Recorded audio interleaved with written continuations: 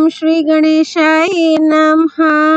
नारायणं नमस्कृत्य नरं चैव नरोत्तमं देवीं सरस्वतीं व्यासं ततो जयमुदीरयेत्। संक्षिप्त महाभारत अनुशासन पर्व अध्याय 667 से 669। अध्याय 667 गौओं के महात्म्य वर्णन के प्रसंग में महर्षि च्यवन और नहुष के संवाद की कथा। युधिष्ठिर ने पूछा, पितामह, किसी को देखने और उसके साथ रहने पर किस प्रकार का स्नेह होता है तथा गौओं का महात्म्य क्या है? भीष्म जी ने कहा, राजन, इस विषय में मैं तुमसे महर्षि च्यवन और नहुष के संवाद रूप प्राचीन इतिहास का वर्णन करूंगा। पूर्व काल की बात है, भृगु वंश में उत्पन्न हुए महर्षि च्यवन ने महान व्रत का आश्रय ले जल के भीतर रहना आरंभ किया। वे अभिमान, क्रोध, हर्ष और शोक का परित्याग करके दृढ़ता पूर्वक व्रत का पालन करते हुए 12 वर्षों तक जल के भीतर रहे। उन्होंने संपूर्ण प्राणियों तथा विशेषता जलचरों पर पूर्ण विश्वास जमा लिया। एक बार वे देवताओं को प्रणाम करके अत्यंत पवित्र होकर गंगा और यमुना के जल संगम में प्रविष्ट हुए और वहां काष्ठ की भांति स्थिर भाव से बैठ गए। गंगा यमुना के भयंकर वेग को, जिसमें भीषण गर्जना हो रही थी, वे अपने मस्तक पर सहने लगे, किंतु गंगा यमुना आदि नदियां और सरोवर ऋषि की केवल परिक्रमा करते थे, उन्हें कष्ट नहीं पहुंचाते थे। वे कभी पानी के भीतर काठ की नाई सो जाते और कभी उसके ऊपर खड़े हो जाते थे। जल में रहने वाले जीवों के वे बड़े प्रिय हो गए थे। इस तरह उन्हें पानी में रहते बहुत दिन बीत गए। तदनंतर एक समय मछलियों से जीविका चलाने वाले बहुत से मल्लाह मछली पकड़ने का निश्चय करके जाल हाथ में लिए हुए जहाँ वे मुनि थे उसी स्थान पर आए। उन्होंने बहुत चेष्टा करके गंगा और यमुना के जल में जाल बिछा दिया। उनका जाल दूर तक फैला और नए सूत का बना हुआ था। उसकी चौड़ाई भी बहुत अधिक थी तथा वह अच्छी तरह से बनाया हुआ और मजबूत था। थोड़ी देर बाद वे सभी मल्लाह निडर होकर पानी में उतर गए और सब मिलकर जाल को खींचने लगे। उस जाल में उन्होंने मछलियों के साथ ही दूसरे जल जंतुओं को भी बांध लिया था। जब जाल खींचा गया तो उसमें मत्स्यों से घिरे हुए भृगुनंदन च्यवन मुनि भी खींच आए। उनका सारा शरीर नदी के सेवार से भरा हुआ था। उनकी मूंछ, दाढ़ी और जटाएं हरे रंग की हो गई थी तथा उनके अंगों में शंख आदि जलचरों के नख लगने से चित्र सा बन गया था। उन वेदों के पारगामी महर्षि को जाल के साथ खींचाए देख सभी मल्लाह हाथ जोड़े पृथ्वी पर पड़ गए और चरणों में सिर रखकर प्रणाम करने लगे। उधर जाल के आकर्षण से अत्यंत खेद, त्रास और स्थल का स्पर्श होने के कारण बहुत से मत्स्य मर गए। मुनि ने जब मत्स्यों का यह संहार देखा तो उन्हें बड़ी दया आई और वे बारंबार लंबी सांस खींचने लगे। ये देखकर मल्लाहों ने कहा, महामुनि, हमने अनजान में जो पाप किया है उसको क्षमा करके आप हम पर प्रसन्न होइए और बताइए हम आपका कौन सा प्रिय कार्य करें। उनके इस प्रकार पूछने पर मछलियों के बीच में बैठे हुए च्यवन मुनि ने कहा, मल्लाहों, इस समय जो मेरा सबसे बड़ा काम है उसे ध्यान देकर सुनो। यदि ये मत्स्य जीवित रहेंगे तभी मैं जीवन धारण करूंगा, अन्यथा इनके साथ ही मैं भी प्राण त्याग दूंगा। ये मेरे सहवासी रहे हैं, मैं बहुत दिनों तक इनके साथ जल में रह चुका हूँ, अतः अब इन्हें त्याग नहीं सकता। मुनि की ये बात सुनकर निषादों को बड़ा भय हुआ। वे थर-थर कांपने लगे और उनके मुंह का रंग फीका पड़ गया। उसी अवस्था में जाकर उन्होंने ये सारा समाचार राजा नहुष से निवेदन किया। ये समाचार सुनकर और मुनि की ऐसी अवस्था जानकर राजा नहुष अपने मंत्री और पुरोहित को साथ ले तुरंत वहां आ पहुँचे। उन्होंने पवित्र भाव से हाथ जोड़कर महात्मा च्यवन मुनि को अपना परिचय दिया और उनकी विधिवत पूजा करके कहा, विप्रवर, बताइए मैं आपका कौन सा प्रिय कार्य करूं? च्यवन ने कहा, राजन, मछली से जीविका चलाने वाले इन मल्लाहों ने आज बड़ा भारी परिश्रम किया है, अतः आप इन्हें मेरी और इन मछलियों की कीमत दीजिए। नहुष ने पुरोहित से कहा, पुरोहित जी, भृगुनंदन च्यवन जी जैसी आज्ञा दे रहे हैं उसके अनुसार इनके बदले मल्लाहों को 1000 स्वर्ण मुद्रा दे दीजिए। च्यवन ने कहा, राजन, 1000 स्वर्ण मुद्रा मेरा उचित मूल्य नहीं है, आप इन्हें उचित मूल्य दीजिए। नहुष ने कहा, पुरोहित जी, आप निषादों को 1,00,000 स्वर्ण मुद्रा दे डालिए। फिर च्यवन मुनि को लक्ष्य करके कहा, भगवान, ये आपके योग्य मूल्य होगा या आप कुछ और चाहते हैं? च्यवन ने कहा, राजन, मेरा मूल्य 1,00,000 मुद्रा ना लगाइए, मंत्रियों के साथ विचार करके मेरे योग्य कीमत दीजिए। नहुष ने कहा, पुरोहित जी, तो फिर इन मल्लाहों को 1 करोड़ मुद्रा दीजिए, और यदि यह भी योग्य मूल्य ना हो तो और अधिक देना चाहिए। च्यवन ने कहा, राजन, 1 करोड़ या इससे अधिक मुद्रा भी मेरे योग्य नहीं है, आप ब्राह्मणों के साथ विचार करके उचित मूल्य दीजिए। नहुष ने कहा, विप्रवर, यदि ऐसी बात है तो मेरा आधा या समूचा राज्य ही निषादों को दे डालिए। मेरी समझ में यह आपके योग्य मूल्य होगा, अथवा आपका क्या विचार है? च्यवन ने कहा, आपका आधा या समूचा राज्य भी मैं अपने लिए उचित मूल्य नहीं समझता।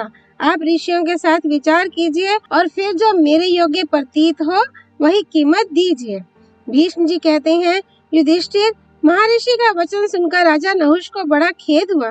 वे मंत्री और पुरोहित के साथ इस विषय पर विचार करने लगे। इतने ही में फल मूल का भोजन करने वाले एक वनवासी मुनि, जिनका जन्म गाय के पेट से हुआ था, राजा नहुष के समीप आए और उन्हें संबोधित करके कहने लगे, महाराज, ये ऋषि जिस प्रकार संतुष्ट होंगे वह उपाय मुझे मालूम है, मैं इन्हें बहुत शीघ्र संतुष्ट कर दूंगा। नहुष ने कहा, महर्षि, भृगुनंदन च्यवन मुनि का जो इनके योग्य मूल्य हो वह बतलाइए और हमारे राज्य तथा कुल का उद्धार कीजिए। मैं अपने मंत्री और पुरोहित के साथ अगाध दुख के समुद्र में डूब रहा हूँ। आप नौका बनकर हमें पार लगाइए, इनके योग्य मूल्य का निर्णय कर दीजिए। भीष्म जी कहते हैं, युधिष्ठिर, राजा नहुष की बात सुनकर वे महाप्रतापी मुनि राजा और उनके मंत्रियों को आनंदित करते हुए बोले, महाराज, ब्राह्मण सब वर्णों में उत्तम है, उनका और गौओं का कोई मूल्य नहीं लगाया जा सकता, इसलिए आप इनकी कीमत में एक गौ दीजिए। महर्षि की बात सुनकर मंत्री और पुरोहित सहित राजा को बड़ी प्रसन्नता हुई।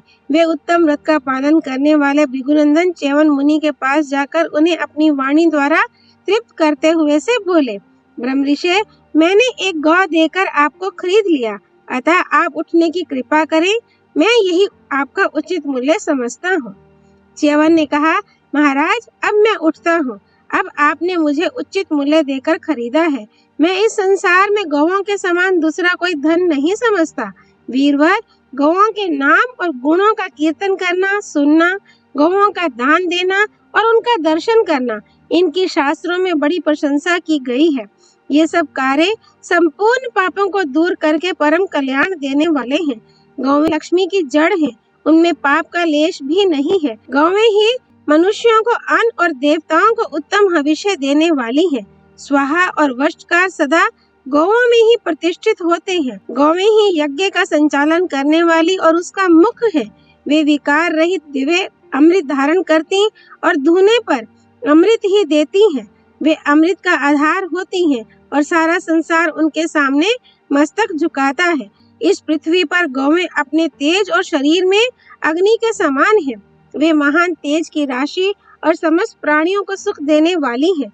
गौओं का समुदाय जहाँ बैठकर निर्भयता पूर्वक सांस लेता है, उस स्थान की शोभा बढ़ जाती है और वहाँ का सारा पाप नष्ट हो जाता है। गौएं स्वर्ग की सीढ़ी हैं, वे स्वर्ग में भी पूजी जाती हैं। गौएं समस्त कामनाओं को पूर्ण करने वाली देवियां हैं, उनसे बढ़कर दूसरा कोई नहीं है। राजा नहुष, यह मैंने गौओं का महात्म्य बतलाया है। इसमें उनके गुणों के एक अंश का दिग्दर्शन कराया गया है। गौओं के संपूर्ण गुणों का वर्णन तो कोई कर ही नहीं सकता। निषादों ने कहा, मुने, सज्जनों के साथ तो 7 पग चलने मात्र से मित्रता हो जाती है। हमने तो आपका दर्शन किया और हमारे साथ आपकी इतनी देर तक बातचीत भी हुई, अतः अब आप हम लोगों पर कृपा कीजिए। विद्वान, हम आपको प्रसन्न करना चाहते हैं और आपके चरणों में पड़े हुए हैं। हम पर कृपा करने के लिए हमारी दी हुई यह गौ आप स्वीकार कीजिए। च्यवन ने कहा, मल्लाहो, मैं तुम्हारी दी हुई गौ स्वीकार करता हूँ। इस गोदान के प्रभाव से तुम्हारे सब पाप दूर हो गए। अब तुम लोग जल में पैदा हुई इन मछलियों के साथ ही स्वर्ग को जाओ। भीष्म जी कहते हैं, तदनंतर शुद्ध अंतःकरण वाले उन महर्षि च्यवन के प्रभाव से वे मल्लाह मछलियों के साथ ही स्वर्ग को चले गए। उन मल्लाहों और मछलियों को स्वर्ग की ओर जाते देख राजा नहुष को बड़ा आश्चर्य हुआ। तत्पश्चात गौ से उत्पन्न महर्षि और भृगुनंदन च्यवन ने राजा नहुष से इच्छा अनुसार वर मांगने को कहा। तब राजा ने प्रसन्न होकर कहा, बस आपकी कृपा ही बहुत है। फिर दोनों के आग्रह से उन इंद्र के समान तेजस्वी नरेश ने धर्म में स्थित रहने का वरदान मांगा और उनके तथास्तु कहने पर उन दोनों ऋषियों का विधिवत पूजन किया। उसी दिन च्यवन ऋषि के व्रत की दीक्षा समाप्त हुई और वे अपने आश्रम को चले गए।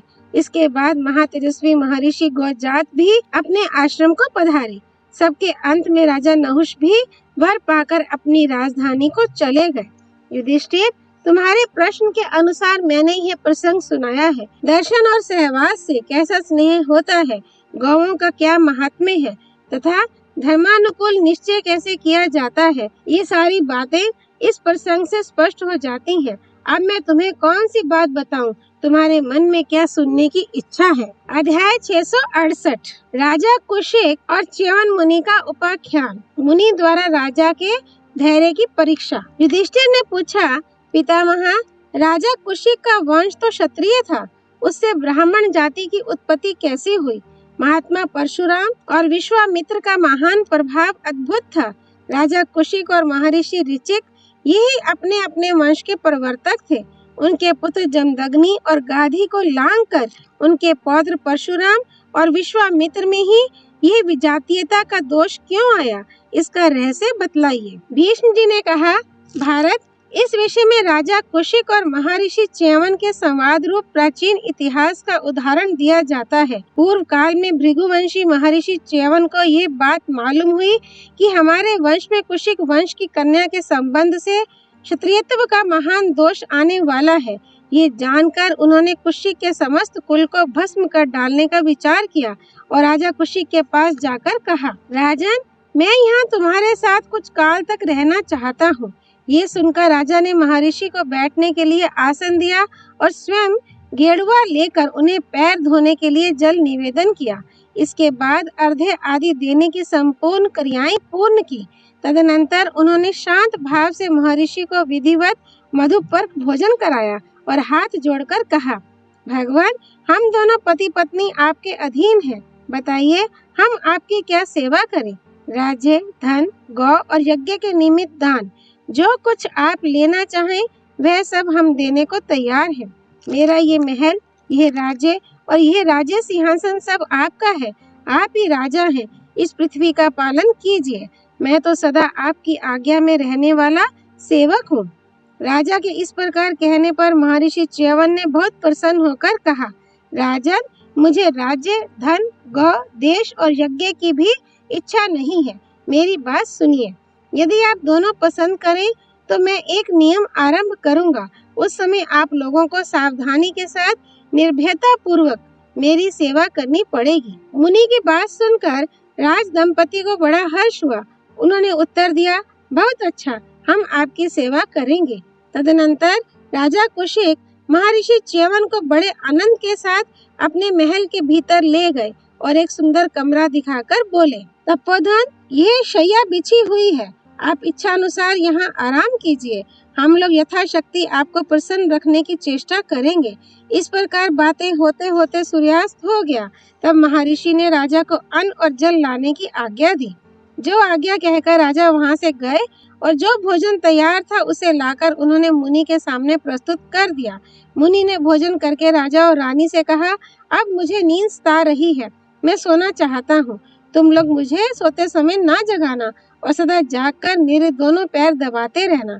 धर्मात्मा कुशिक ने निर्भय होकर कहा, अच्छा, हम ऐसा ही करेंगे। इस प्रकार राजा को सेवा का आदेश देकर महर्षि च्यवन 21 दिनों तक एक ही करवट से सोते रहे और राजा कुशिक अपनी स्त्री सहित बिना खाए पिए निरंतर उनकी सेवा में लगे रहे। महर्षि की उपासना करने में उन्हें बड़ी प्रसन्नता होती थी। 22वें दिन महातपस्वी च्यवन मुनि अपने आप उठे और राजा से कुछ कहे बिना ही महल से बाहर चले गए। दोनों राज दंपति भूख और परिश्रम से दुर्बल हो गए थे, तो भी मुनि को जाते देख वे उनके पीछे पीछे गए, किंतु उन मुनि श्रेष्ठ ने उनकी ओर आंख उठाकर देखा तक नहीं। उन दोनों के देखते देखते महर्षि अंतर्धान हो गए और राजा खिन्न होकर पृथ्वी पर गिर पड़े। थोड़ी देर बाद वे किसी तरह अपने को संभाल कर उठे और रानी को साथ ले पुनः मुनि को ढूंढने का प्रयत्न करने लगे। जब कहीं भी महर्षि दिखाई ना पड़े तो राजा अपनी स्त्री सहित थककर लौट आए। उस समय उन्हें बड़ा संकोच हो रहा था। नगर में पहुंचकर वे किसी से कुछ बोले नहीं, केवल दीन भाव से मुनि के चरित्र पर मन ही मन विचार करने लगे। उन्होंने सुने हृदय से महल में प्रवेश किया, किंतु वहां जाते ही भृगुनंदन च्यवन जी उन्हें उसी पलंग पर सोए दिखाई दिए। ऋषि को देखकर वे दोनों बड़े आश्चर्य में पड़े। उनकी सारी थकावट दूर हो गई और फिर पहले की भांति वे यथास्थान बैठकर मुनि के पैर दबाने लगे। अब की बार वे महामुनि दूसरी करवट से सो रहे थे। जब उतना ही 21 दिन का समय बीत गया तब वे स्वयं ही जागे। राजा और रानी उनके भय से शंकित थे, अतः उन्होंने अपने मन में तनिक भी विकार नहीं आने दिया। जागते ही ऋषि ने कहा, अब मैं स्नान करूंगा, तुम लोग मेरे शरीर में तेल की मालिश करो। यद्यपि वे दोनों भूख और थकावट से दुर्बल हो गए थे, तो भी बहुत अच्छा कहकर आनंद से बैठे हुए ऋषि के शरीर में चुपचाप तेल मलने लगे। किंतु महातपस्वी च्यवन जी ने अपने मुंह से एक बार भी ये नहीं कहा कि बस करो, अब मालिश पूरी हो गई। इतने पर भी जब राजा और रानी के मन में उन्होंने कोई विकार नहीं देखा तो सहसा उठकर वे स्नानागार में चले गए। वहां स्नान के लिए राजोचित सामग्री पहले से ही तैयार करके रखी गई थी, किंतु वे उसका किंचित भी उपयोग न करके राजा के देखते देखते वहीं अंतर्धान हो गए। फिर भी उन दोनों दंपति ने इसके लिए कोई बुरा नहीं माना। तदनंतर ऋषि ने स्नान करके पुनः राजा और रानी को दर्शन दिया। उन्हें आए देख उन दोनों का मुख प्रसन्नता से खिल उठा और वे हाथ जोड़कर बोले, भगवान, भोजन तैयार है। मुनि ने कहा, ले आओ।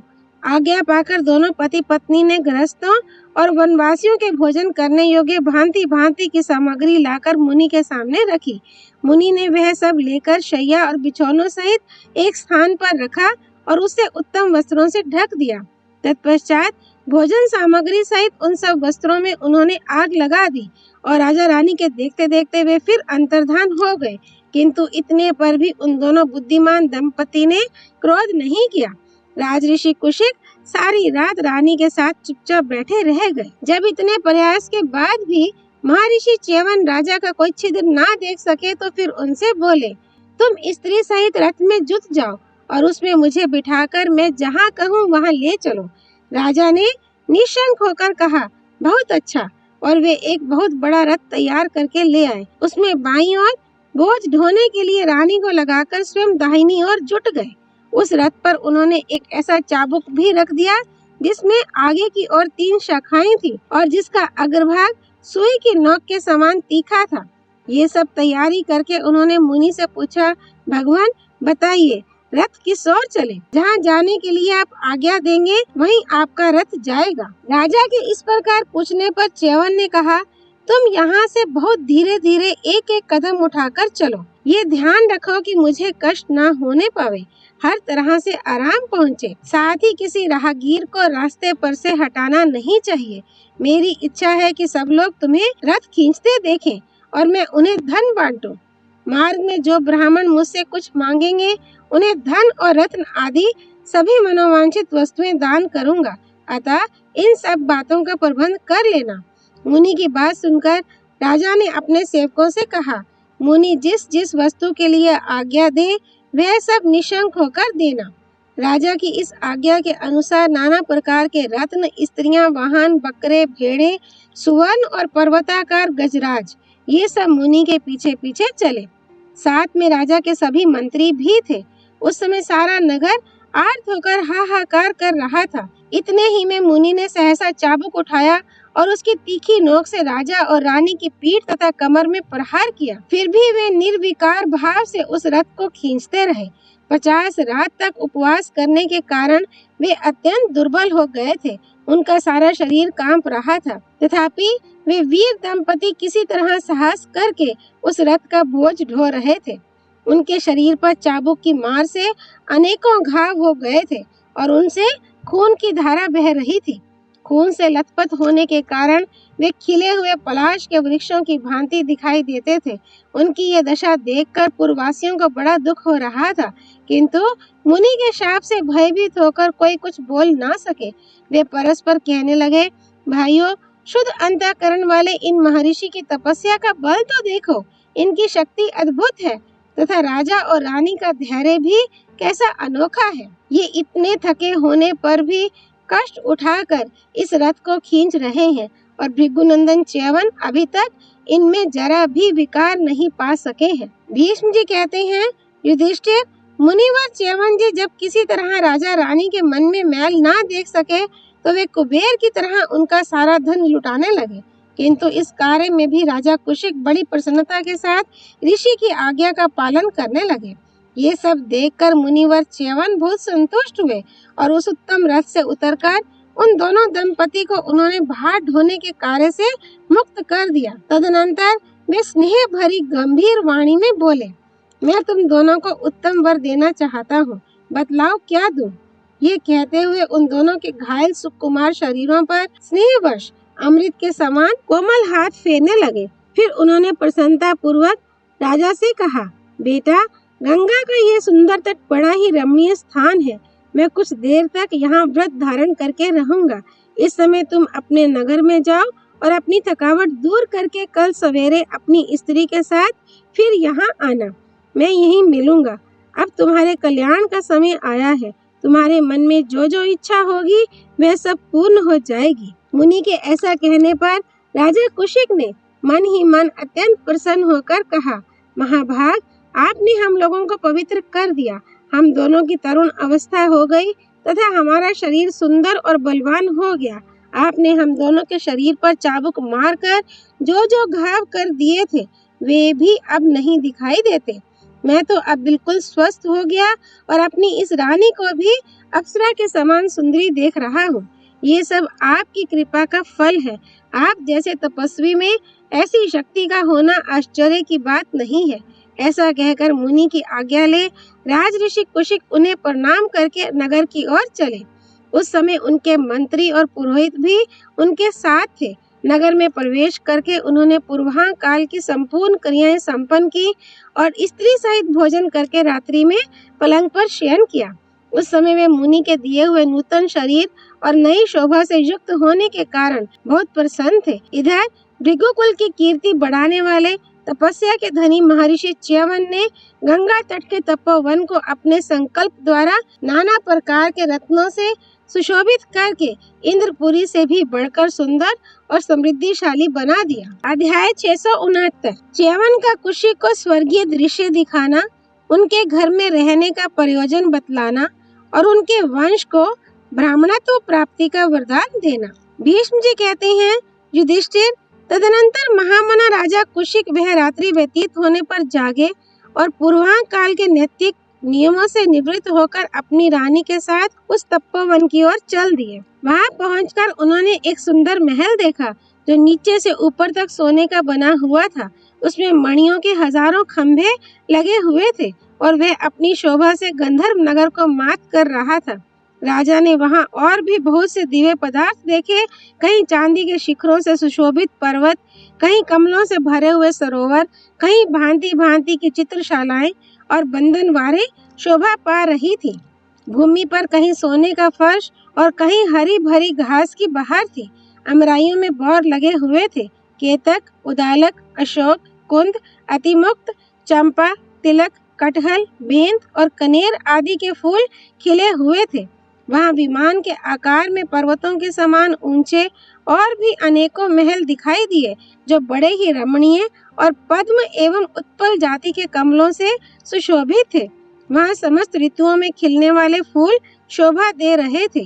वह अद्भुत दृश्य देखकर राजा मन ही मन सोचने लगे, क्या ये स्वप्न है या मेरे चित्त में भ्रम हो गया है, अथवा ये सब कुछ सत्य ही है।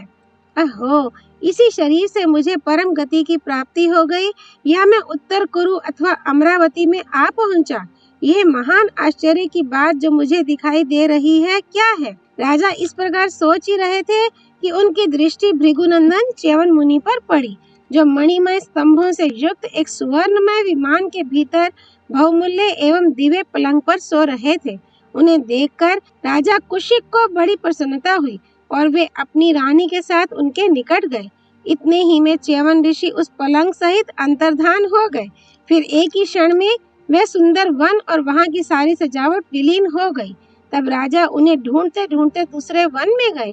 वहां जाकर उन्होंने महाव्रतधारी च्यवन मुनि को कुश की चटाई पर बैठकर जप करते देखा।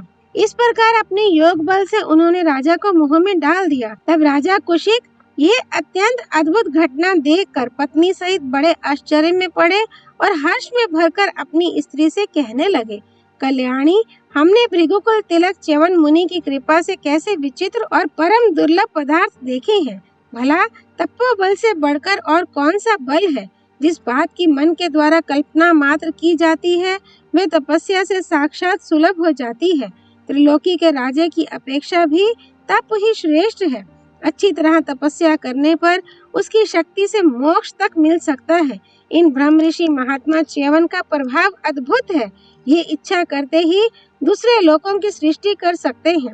इस पृथ्वी पर ब्राह्मण ही पवित्र वाक, पवित्र बुद्धि और पवित्र कर्म वाले होते हैं। महर्षि च्यवन के सिवा दूसरा कौन है जो इतना महान कार्य कर सके। राजा इस प्रकार खड़े खड़े विचार कर रहे थे। इतने में उनका आना महर्षि च्यवन को मालूम हो गया। उन्होंने राजा को देखकर कहा, राजन, शीघ्र यहाँ आओ। आज्ञा पाकर महाराज कुशिक स्त्री सहित मुनि के पास गए और उन वंदनीय महात्मा को उन्होंने मस्तक झुकाकर प्रणाम किया। मुनि ने आशीर्वाद और सांत्वना देते हुए उन्हें बैठने की आज्ञा दी। अब मुनि शांत अवस्था में आ गए थे।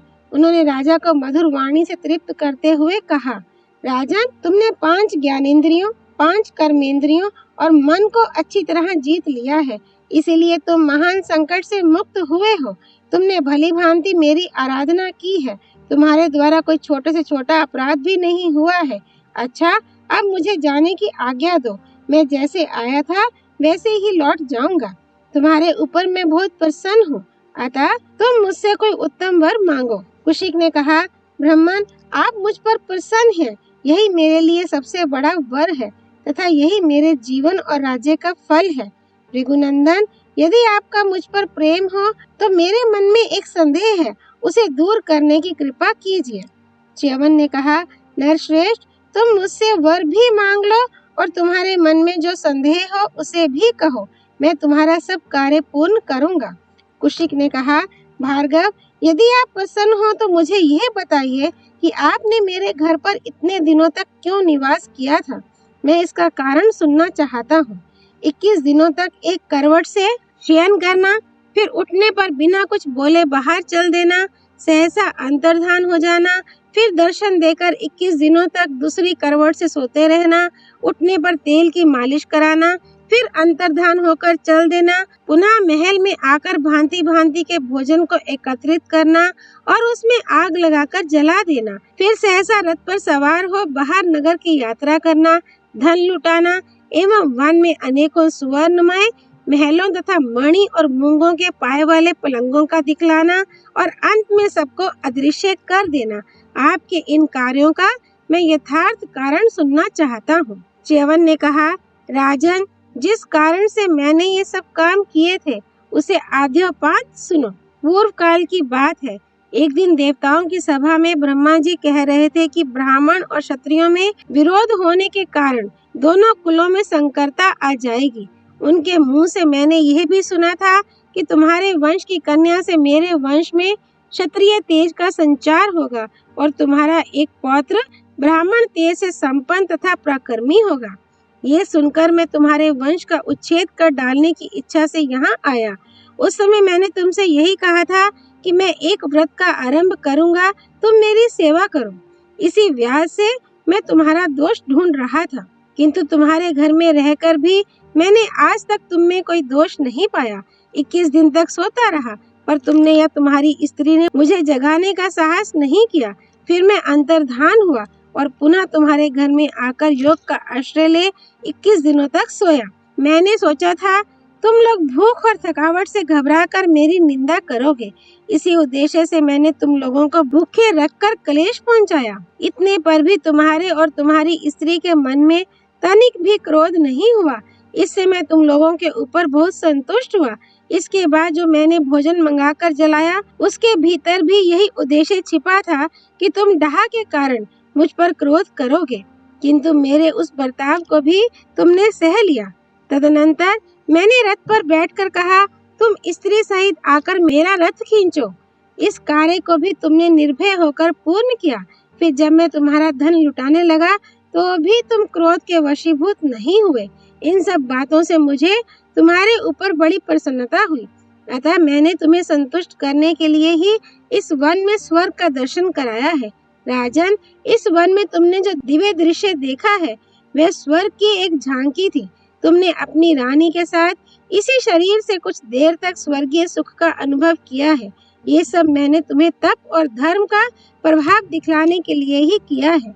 ये बातें देखने पर तुम्हारे मन में जो इच्छा हुई है, वह भी मुझे मालूम हो गई।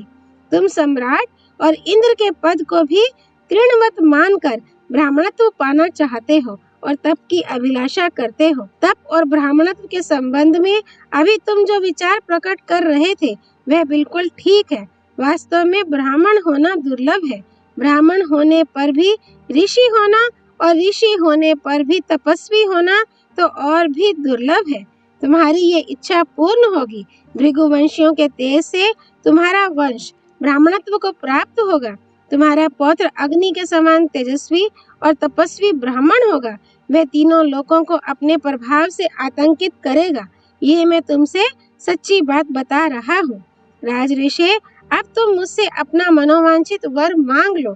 मैं तीर्थ यात्रा को जाऊंगा, देर हो रही है। कुशिक ने कहा, महामुनि, आप मुझ पर प्रसन्न हैं। यही मेरे लिए बहुत बड़ा वर है। आप जैसा कह रहे हैं वह सत्य हो। मेरा पौत्र ब्राह्मण हो जाए। अब मैं विस्तार के साथ यह बात सुनना चाहता हूँ कि मेरा वंश किस प्रकार ब्राह्मण होगा। मेरा वह पौत्र कौन होगा जो सर्वप्रथम ब्राह्मण होने वाला है। च्यवन ने कहा, नरश्रेष्ठ, ये बात तुम्हें अवश्य बताने के योग्य है। सुनो, क्षत्रिय लोग सदा से ही भृगुवंशी ब्राह्मणों के यजमान हैं, किंतु प्रारब्धवश आगे चलकर उनमें फूट हो जाएगी। इसलिए वे दैव की प्रेरणा से समस्त भृगुवंशियों का संहार कर डालेंगे, गर्भ के बच्चे तक को जीवित नहीं छोड़ेंगे। तदनंतर मेरे वंश में उत्पन्न महर्षि उर्व के एक ऋचिक नामक पुत्र होगा। उसके पास प्रारब्धवश समस्त क्षत्रियों का अंत करने के लिए संपूर्ण धनुर्वेद मूर्तिमान होकर उपस्थित होगा। उस धनुर्वेद को ग्रहण करके ऋचिक मुनि अपने पुत्र जमदग्नि को उसकी शिक्षा देंगे। जमदग्नि अपनी तपस्या से शुद्ध अंतःकरण वाले होंगे और उस धनुर्वेद को धारण करेंगे। वे तुम्हारे कुल का कल्याण करने के लिए तुम्हारे वंश की कन्या का पाणी ग्रहण करेंगे। वह कन्या राजा गादी की पुत्री और तुम्हारी पोत्री होगी। उसके गर्भ से महर्षि जमदग्नि क्षत्रिय धर्म का आचरण करने वाला पुत्र उत्पन्न करेंगे और वे ही महाराज गादी को विश्वामित्र नामक एक परम धार्मिक पुत्र प्रदान करेंगे, जो क्षत्रिय होकर भी ब्राह्मण धर्म का पालन करने वाला बृहस्पति के समान तेजस्वी और महान तपस्वी होगा। इस प्रकार ब्राह्मण के कुल में क्षत्रिय और क्षत्रिय के कुल में ब्राह्मण के उत्पन्न होने में 2 स्त्रियां कारण बनेंगी। ये सब कुछ ब्रह्मा जी की प्रेरणा से होगा। तुम्हारी तीसरी पीढ़ी ब्राह्मण हो जाएगी और तुम पवित्र आत्मा भृगुवंशियों के संबंधी बनोगे। भीष्म जी कहते हैं, महात्मा च्यवन मुनि का वचन सुनकर राजा कुशिक बहुत प्रसन्न हुए। तदनंतर महातेजस्वी च्यवन ने उन्हें वर मांगने के लिए पुनः प्रेरित किया। तब राजा ने कहा, महामुनि, मेरा कुल ब्राह्मण हो जाए और उसका मन धर्म में लगा रहे। उनके इस प्रकार कहने पर च्यवन मुनि ने कहा, अच्छा, ऐसा ही होगा। फिर वे राजा की अनुमति ले तीर्थ यात्रा को चले गए। राजा युधिष्ठिर, इस प्रकार मैंने भृगुवंशी और कुशिक वंशियों के परस्पर संबंध का कारण बतलाया है। च्यवन ऋषि ने जैसा कहा था, उसी प्रकार परशुराम और विश्वामित्र जी का जन्म हुआ। ओम तत्सत। नर नारायण भगवान श्री कृष्ण की जय। भगवती सरस्वती देवी की जय। भगवान व्यास अवतार श्री कृष्ण द्वैपायन की जय। श्री हरि अर्पणमस्तु।